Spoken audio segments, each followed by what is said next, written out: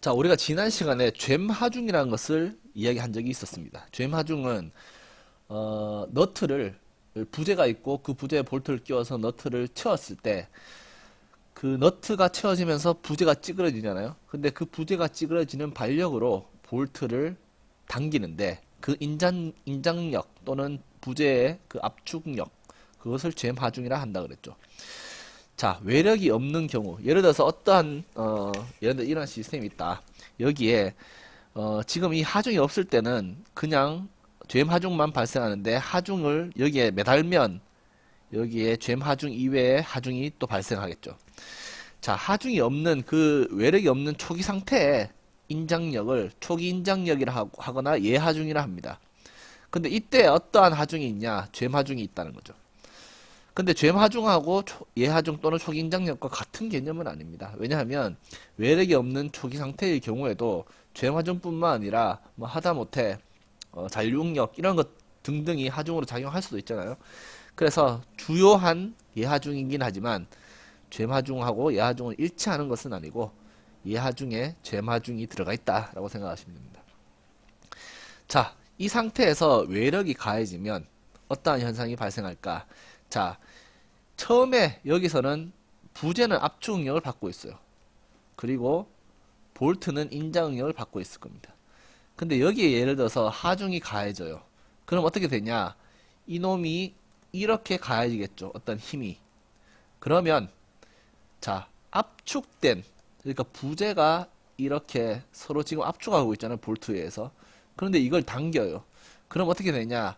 이 압축과 반대되는 개념의 힘, 즉 인장응력이 부재에 가해지기 시작하죠. 그래서 원래 있던 예하중, 그러니까 젬하중이 이 하중에 의해서 약해지기 시작해요. 반면 볼트 같은 경우에는 인장응력이 발생되어 있거든요. 처음에.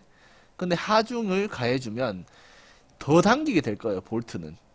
그래서 원래 있던 인장응력이 더 강한 인장응력이 되겠죠. 그래서 이 하중이 이 볼트 체결된 볼트에 가해지면 부재와 그리고 볼트에 다른 종류의 어떤 영향을 준다라고 할 수 있죠. 자, 근데 이걸 잠깐 지워볼까요? 자, 하중은 이 부재에 연결되어 있고 이 하중이 걸리지만 사실 부재만 이 하중을 감당하는 것은 아니겠죠. 부재도 감당하고 이 너트도 감당을 해야 되겠죠. 이 하중을. 그래서 너트가 감당한다는 말은 또 볼트가 인장응력이 또 감당한다는 볼트의 인장응력이 가해진다는 말.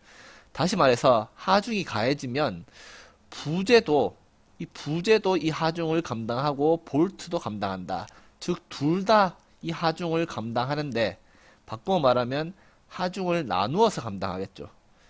볼트와 부재가 어떻게 생겼는지 모르는데 뭐 50대 50 반반 이렇게 나눠 가지진 않겠죠. 어떠한 비율로 서로 나눠 가질 거라는 이야기라는 거죠. 그래서 만약에 하중이 100이라면 볼트가 예를 들어서 볼트와 부재가 있다면 볼트가 예를 들어서 60 그리고 부재가 40을 나눠 갖는다면 그 비율은 0.6 이게 0.4겠죠. 그죠? 그래서 이 볼트가 나눠 가지는 이 비율을 C라고 한번 더 보자는 거죠. 여기 C. 그럼 당연히 1이 최고값이고 C가 0.6이었으면 0.6 빼서 우리가 0.4가 그러니까 부재의 비율이라는 것을 알았죠. 다시 말해서 부재 비율은 볼트가 나눠 가지는 비율이 C라면 부재가 나눠 가지는 비율은 1 빼기 C라는 거죠. 그래서 여기 했죠. 자, 그리고 또 하나 용어를 하나 더 정리를 하죠. 용어를 하나 더 정의를 하자면 자, 원래 그냥 여기 걸리는 하중을 P라고 지금 둬 있죠. 알파벳 P라고 둬 있습니다. 그러면 볼트가 지금 여기서는 C만큼 비율로 나눠 가졌죠. 얼마큼 나눠 가졌냐?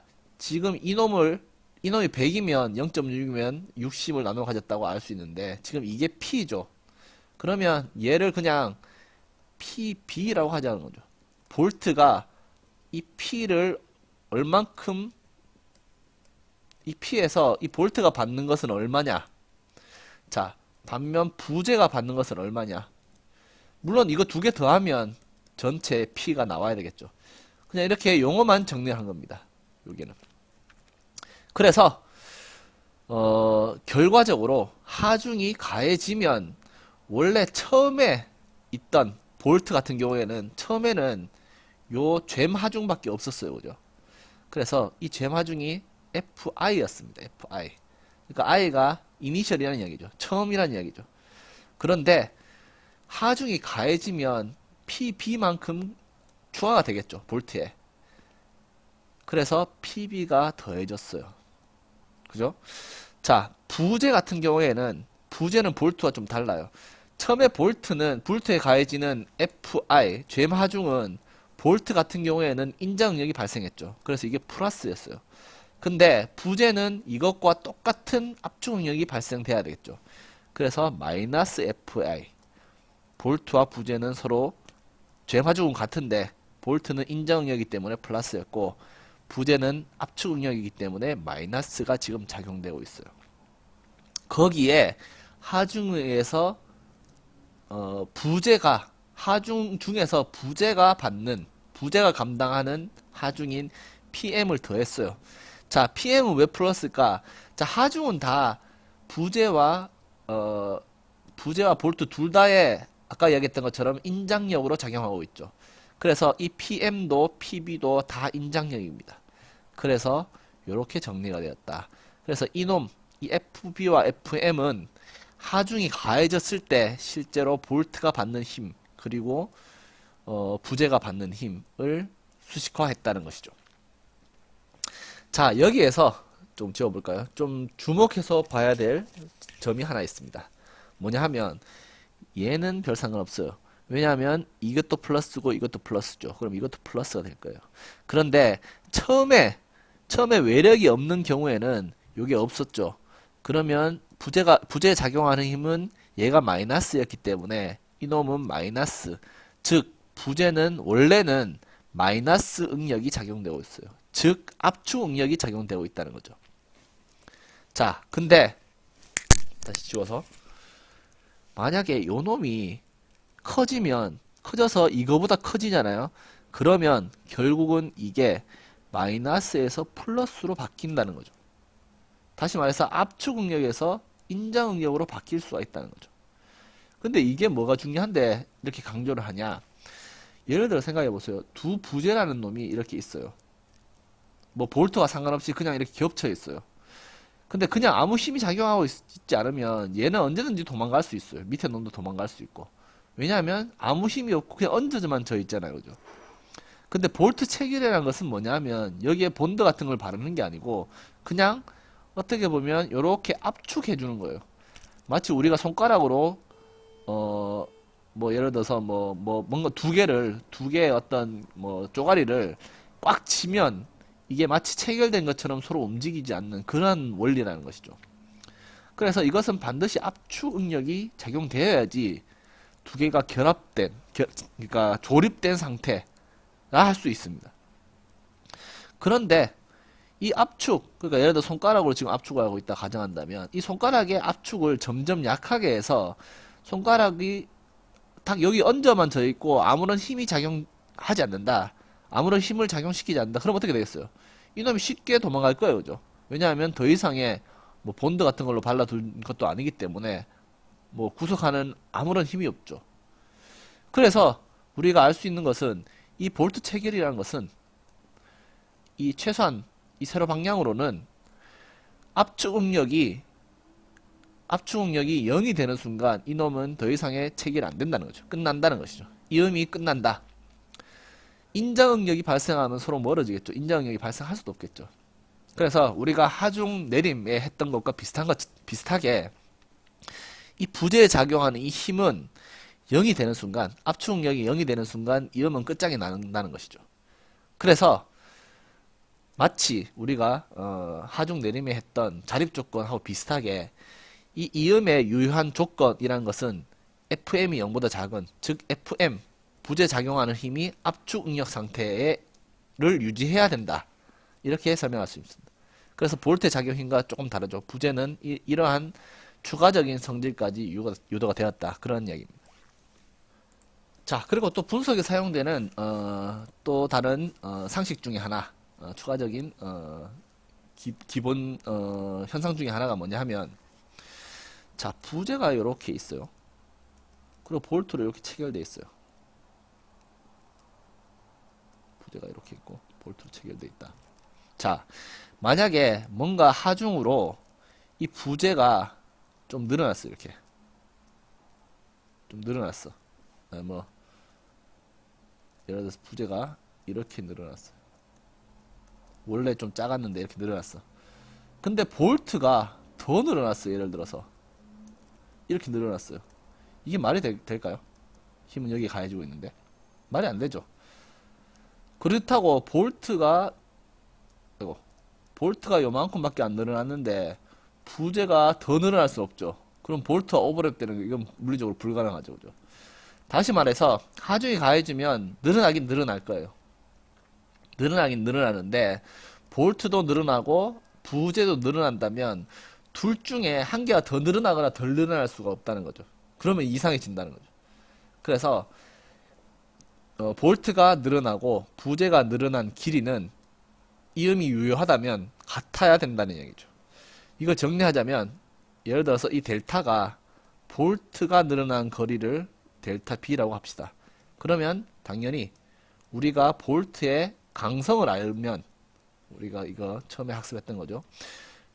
볼트에 주어지는 힘. 자, 여기서 왜 이 F를 쓰지 않고 요거를 썼냐 하면 하중에 의해서만 늘어난 힘이죠. 그러니까 원래 젬 하중에 의해서 늘어난 것은 이미 반영이 돼 있다는 거죠. 이거가 아니고 추가적으로 가해진 하중, 이 추가적으로 가해진 하중에 의해서만 더 늘어난 길이만 지금 따지고 있는 거예요. 그래서 F가 아니고 B를 지금 넣었습니다. 반면 부재가 늘어난 길이는 부재 강성분의 부재가 나누어 받는 힘이죠. 자, 그래서 이것과 이것, 볼트가 늘어나는 길이와 부재가 늘어난 길이를 구할 수 있는데 방금 이야기했던 것처럼 이 두 개는 같아져야 됩니다. 부재가 늘어난 거랑 볼트가 늘어난 길이는 같아져야 된다는 거죠. 다시 말해서 이거 두 개는 같아야 된다. 그래서 요 수식이 나왔다는 거죠. 이것을 정리하면 요게 나오거든요. 그래서 아까 얘기했던 것처럼 볼트의 하중이 볼트가 나눠받는 힘, 하중에서 부재가 나눠받는 힘, 두 개의 합은 당연히 원래 하중이어야 되겠죠. 요거에 요 수식 PM만으로 정리해서 PM 대신 요거를 대입해버리면 어떻게 되냐? 요게 나온다는 거죠. 즉 볼트가 나누어 받는 힘, 그러니까 원래 하중이 주어진 하중에서 볼트가 나누어 받는 힘은 원래 하중에다가 강성들의 조합을 곱하면 된다는 것이죠.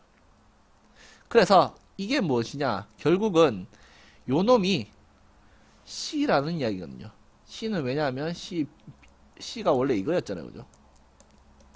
그래서 요거에서 요 놈이 요 C라는 것을 알 수 있죠. 그래서 C는 볼트와 부재의 강성과의 관계.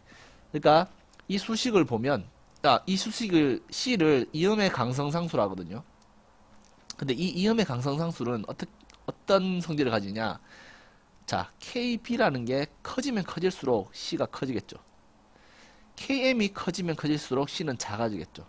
다시 말해서 볼트하고 부재가 어떠한 강성을 가지냐에 따라서 무엇이 더 많이 하중을 나눠 받느냐가 결정이 되고, 볼트가 강성이 크면 클수록 볼트가 더 많이 나눠 받고, 부재의 강성이 크면 클수록 부재가 더 많이 나누어 받는다는 것이죠. 자, 그죠? 그래서 아까 전에 요 수식을 요거였는데 우리가 조금 더 정보가 있기 때문에 그 정보를 뭐 이거는 뭐 이렇게 정의가 됐었는데 그 정의를 그냥 여기다 다시 집어넣는다는 거죠. 그리고 PB, 그러니까 우리가 최소한의 변수 사용을 최소한으로 줄이라는 거죠. 이게 그냥 요거였어요. C를 집어넣고. 그리고 PM은 아까 1-C였죠. 그래서 이렇게 할 수 있다는 거죠. 그래서 이 수식이 있으면 우리가 C는 부재와 볼트의 강성, 그니까 그 스티프니스만 강성만 알면 그거를 구할 수 있고, 그래 결과적으로 힘도 구할 수 있다. 뭐 이러한 것을 설명하고 있습니다.